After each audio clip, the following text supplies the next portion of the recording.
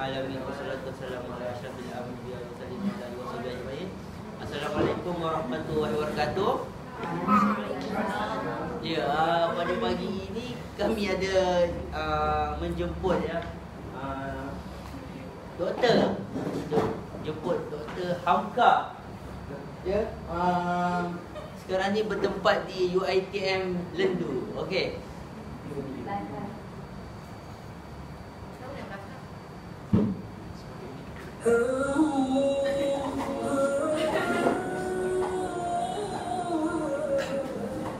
Bismillahirrahmanirrahim. Assalamualaikum warahmatullahi wabarakatuh. Salah satu keajaiban Al-Quran adalah terpeliharanya keaslian isi Al-Quran tidak berubah sedikit pun sejak pertama kali diturunkan pada malam 17 Ramadan 14 abad yang lalu hingga saat ini. Beberapa ilmuwan menemukan fakta yang ternyata telah termaktub dalam Al-Quran yang datang sebelum penelitian diadakan. Sungai di bawah laut. Definisi sungai sendiri adalah aliran air yang besar, memanjang, kemudian mengalir secara terus-menerus dari hulu sumber menuju hilir muara. Namun melihat penelitian yang baru saja dilakukan oleh ilmuwan Jacques Yepes Costeo, pakar peneliti dunia bawah laut asal Meksiko, penelitian yang dia tekuni menemukan bahwa terdapat sungai di dalam lautan. Jadi akan ada bagian dari lautan yang mempertemukan antara air tawar dan asin. Sungai bawah laut tersebut terjadi karena terdapat perbedaan tekanan lapisan air. Dia membiarkan dua lautan mengalir, yang keduanya kemudian bertemu. Antara keduanya ada batas yang tidak dilampaui masing-masing, dan ialah yang membiarkan dua laut mengalir atau berdampingan, yakni tawar lagi segar dan yang lain asin lagi pahit, dan dia jadikan antara keduanya dinding dan batas yang menghalangi.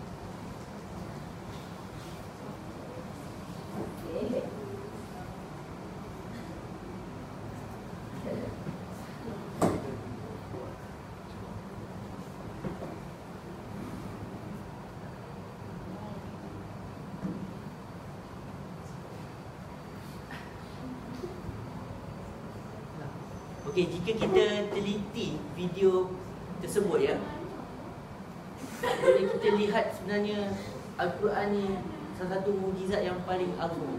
Okey, mukjizat yang terakhir diturunkan kepada Nabi Muhammad SAW. Iqra bismi rabbikal ladzi khalaq. Bacalah dengan nama Tuhanmu yang menciptakan. Jika kita imbas kembali, ayat itu merupakan ayat yang pertama diturunkan oleh malaikat Jibril kepada Nabi Muhammad SAW.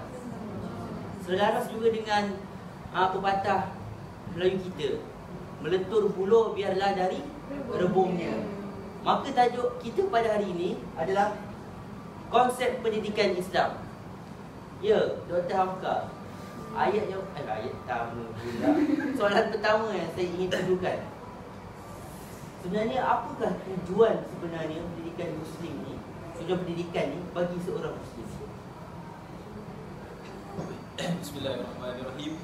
Alhamdulillahirabbil alamin wa bihi nasta'in ala umuri dunya wa din. Wassalatu wassalamu ala asyrafil anbiya'i wal mursalin wa ala alihi wa sahbihi ajma'in.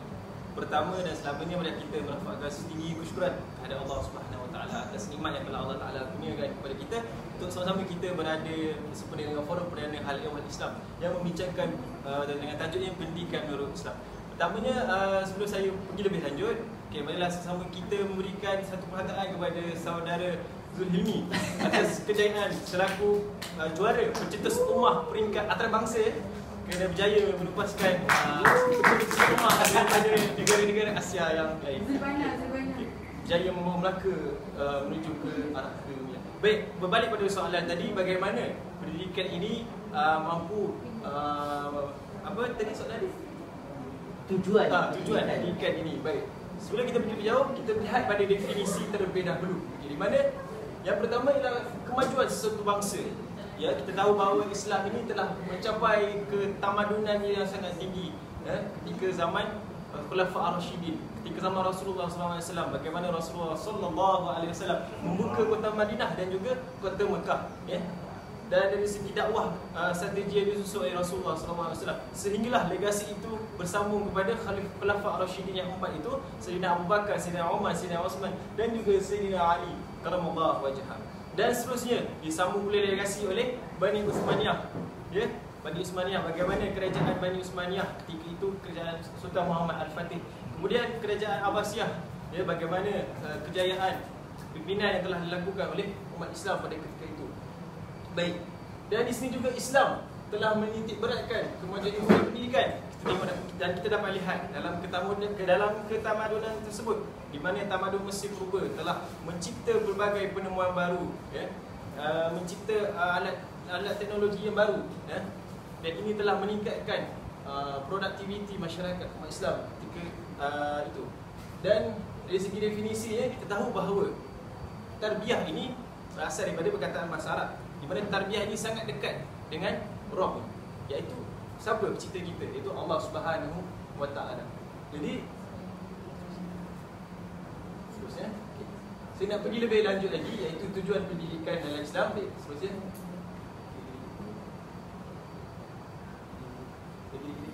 okey, baik. Dalam tujuan pendidikan Islam ini, kita dapat saya bagikan pada 3 aspek utama, iaitu yang pertama, tujuan khas, iaitu perubahan melalui proses pendidikan seperti kemahiran gabungan pengetahuan. Perubahan, okey. Kita tahu bahawa pendidikan ini adalah perubahan tingkah laku daripada manusia itu tak tahu, jahil kepada tahu, kan? Daripada tahu membaca, tahu mengenal huruf, alif, ba, ta dan sebagainya, tetapi boleh membaca, boleh menulis perkataan tersebut. Okay. Dan tujuan ambil apa? Okay. Supaya kita sebagai seorang Islam, sudah tentunya kita belajar, kita mendalami, kita menghayati, contohnya ilmu Al-Quran. Pertamanya adalah untuk mendapatkan keridaan Allah Subhanahu wa Ta'ala. Kita lihat dalam hidup kita ini, apa sahaja yang tindakan yang kita lakukan, niat kita bergantung kepada siapa. Sekiranya niat kita bergantung kepada Allah Subhanahu wa Ta'ala, insya-Allah kejayaan pasti milik kita. Tetapi sekiranya niat kita adalah untuk manusia, untuk mencipta nama, kejayaan itu mungkin akan dapat, tetapi tidaklah kebergantungan kepada Allah Subhanahu wa Ta'ala itu adalah 50-50. Baik. Seterusnya yang ketiga adalah untuk mempersiapkan kehidupan di dunia dan di akhirat. Ia dinamakan fastabiqul khairat. Ia berlumba-lumbalah ke arah kebaikan, ya, fastaqim. Okay. Kemudian tujuan akhir juga adalah untuk mewujudkan kesempurnaan diri. Ini bagaimana Rasulullah SAW sendiri diutuskan, ya, wa ma arsalnaka ila rahmatan lil alamin. Tidak kami utuskan Muhammad itu melainkan untuk menyampaikan ataupun menyebarkan rahmat di sekalian alam SWT.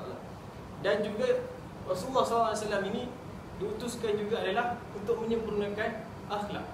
Jadi kita sebagai seorang Muslim, contohnya kita sebagai seorang anak muda, patut mendukung Rasulullah SAW sebagai idola kita, bukannya artis-artis yang membawa kita kepada neraka Jahannam.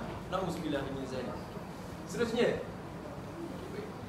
kaedah pendidikan dalam Islam ini kita dapat lihat, ya, dari Al-Quran Karim itu sendiri, okay, di mana kaedah penceritaan. Okay, kita tahu tadi tayangan yang pertama tadi sebagai indikator bahawa penceritaan dalam Al-Quran itu sangat meluas. Dan Al-Quran sendiri telah mendahului sains. Kalau kita dapat lihat bagaimana tadi profesor daripada Mexico buat penemuan pembahagian laut, ya, air masin dan juga air tawar. Bagaimana beliau mengkaji dalam tu, dan Allah SWT sendiri telah mensabitkannya di dalam surah, siapa ingat tadi? Surah Al-Ankabut. Al-Ankabut kan Al-An'am. Al-Ankabut. Baik. Seterusnya kaedah perbandingan. Kaedah ini juga digunakan dalam Al-Quran untuk menyampaikan risalah. Okey.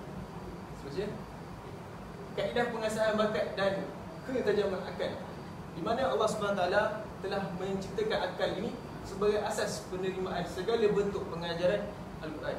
Dan kali ini sendiri Allah SWT telah nyatakan, ya, auzubillahi minasyaitonir rajim, Qul hal yastawi alladhina ya'malun wal ladzina la ya'lamun. Katakanlah wahai Muhammad, Allah tanya kepada Nabi Muhammad, adakah sama hal yastawi alladhina ya'malun, adakah sama orang yang mengetahui dengan orang yang tidak mengetahui? Jadi kita ni berada di mana? Adakah kita berada di golongan yang mengetahui ataupun golongan tidak mengetahui?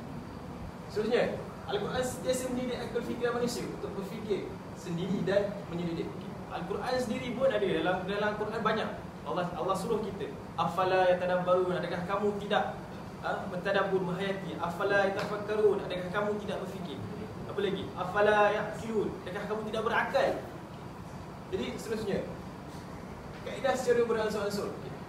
Kita tahu bahawa Al-Quran ini telah diturunkan secara beransur-ansur dalam masa tempoh 23 tahun. Dan dalam Al-Quran dalam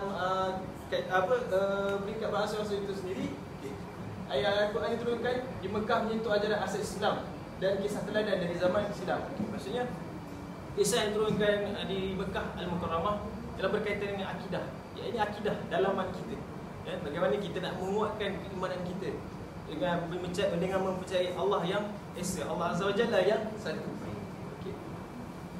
Seterusnya, proses dan implementasi pendidikan Islam dalam Islam, iaitu meniru apa yang dilihat dan didengar. Meniru siapa? Iaitu sudah pasti meniru sunnah kita, kasih kita itu baginda Nabi Muhammad SAW, sunnah yang ditunjukkan oleh Rasulullah SAW. Kemudian peranan kebiasaan, itu dah tadi yang dikatakan oleh saudara Zul, fastaqim. Kita naklah beristiqomah melaksanakan amal jariah kita. Mudah-mudahan dengan amal jariah itu membawa kita dan mempromosikan amal kita ini kepada orang lain. Kebaikan ini disebarkan kepada orang lain. Kemudian yang ketiga adalah kekuatan fitrah, kejadian manusia, akal dan nafsu ini. Ya, kita tahu bahawa akal dan nafsu ini memainkan peranan yang sangat penting. Ya.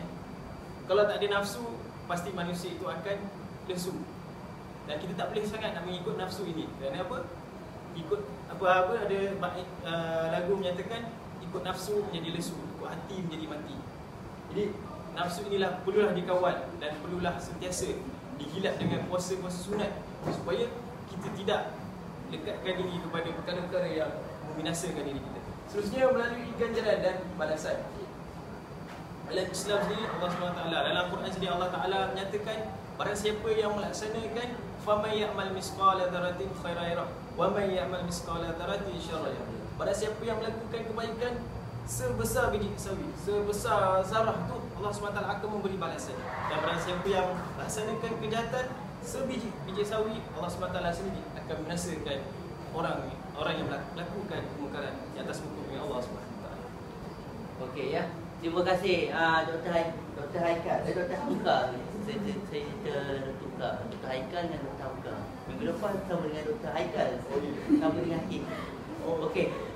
Jika kita teliti semula, pendidikan melalui Islam ni sangat cantik, sangat, buat kata orang Terengganu, sangat molek. Sangat molek, okey. Sebab apa? Sebab daripada diri sendiri, daripada masyarakat, daripada segala aspek lah, sangat menyeluruh. Maka kalau kita lihat sekarang ni, masalah sosial dalam kalangan anak-anak muda, contohnya apa yang terbaru ni, LGBT. Kalau kita lihat, ada je wanita-wanita Islam yang pakai tudung, kan? Kalau kita lihat kan, sebab apa?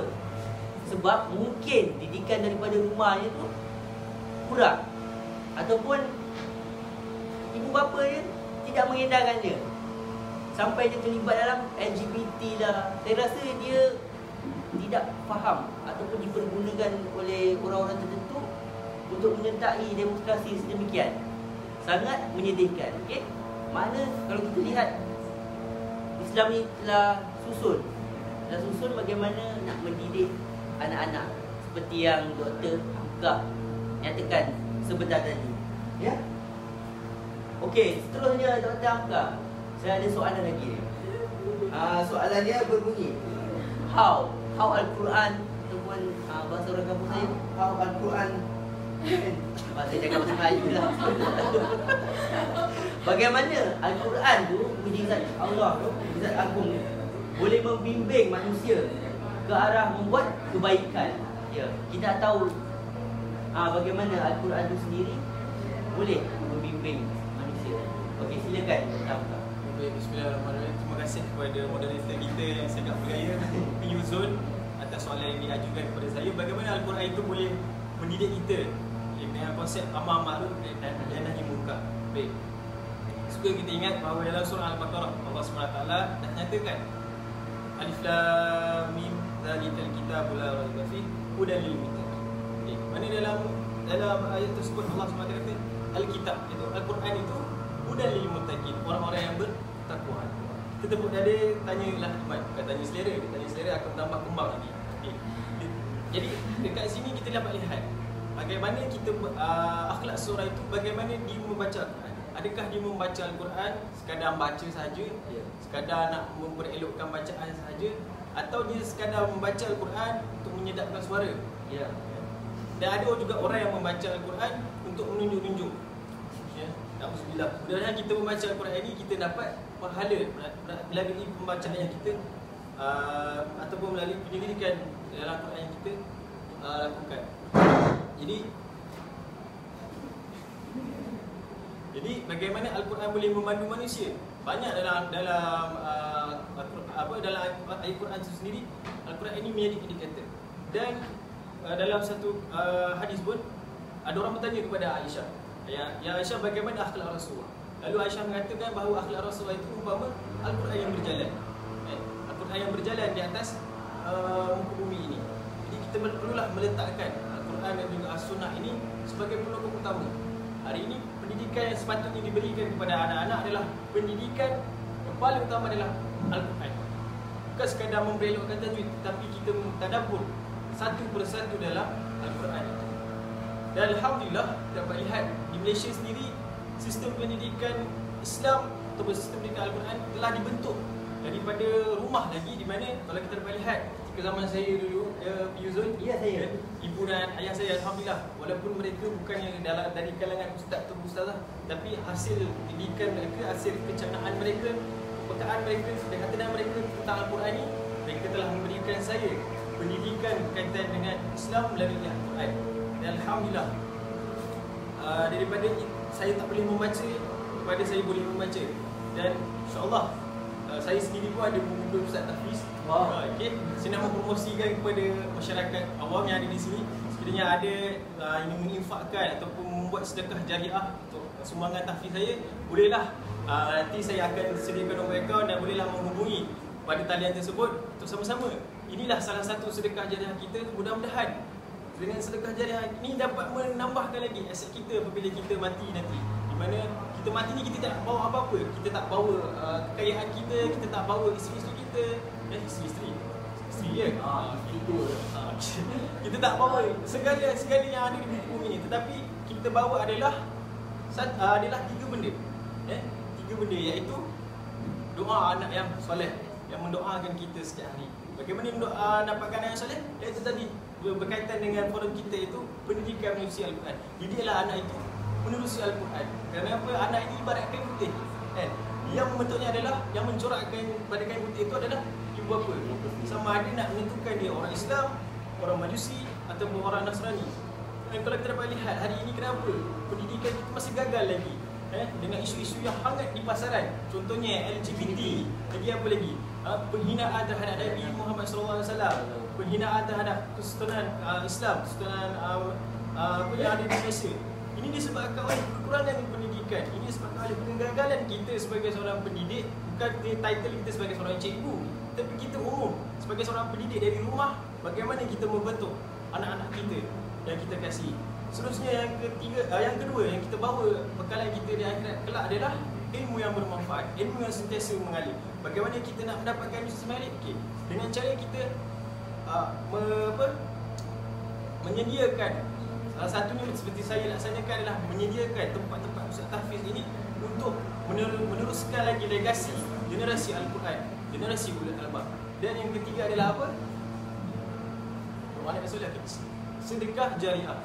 Kita ada bisnes yang besar, kita ada kita kata harta yang banyak. Jadi bagaimana adalah dengan salah satunya kita mewakafkan, mungkin dengan perkara yang kecil saja. Okay, mungkin kita boleh katakan saya selalu pergi berdakwah. Maksudnya saya selalu berceramah.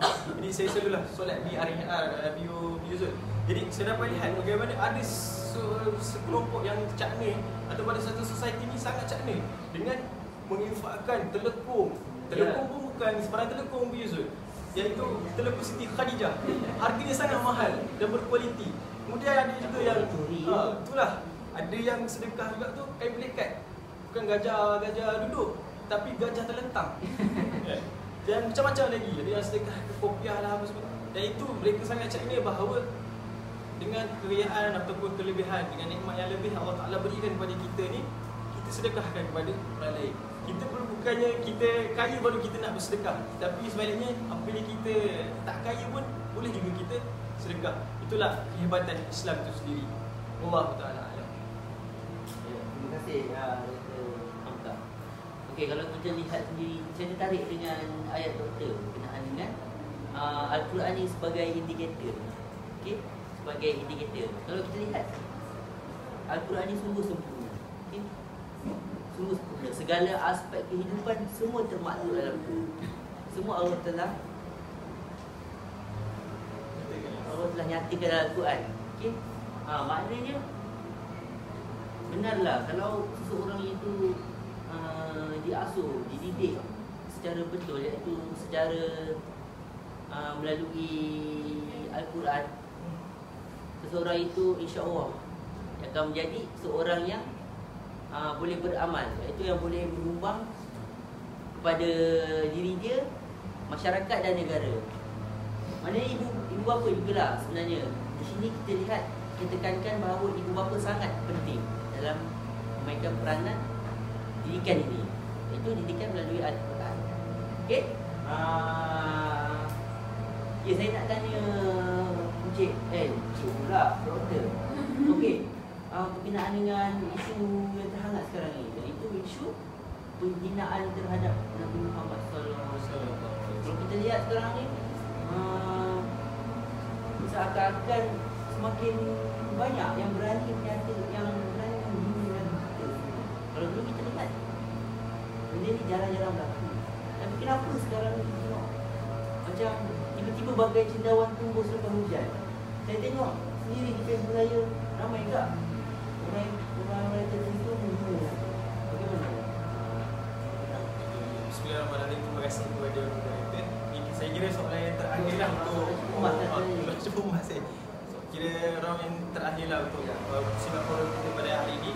Baik, soalan itu berkaitan dengan bagaimana isu yang terhangat hari ini, itu penghinaan terhadap Nabi Muhammad SAW. Itulah seperti tadi saya dah kupas lebih lanjut berkaitan dengan kegagalan sistem pendidikan kita. Bagaimana para pendidik hari ini mendidik anak bangsa kita, adakah ini bertepatan ataupun mengikut kehendak Allah SWT menerusi Al-Quran itu sendiri.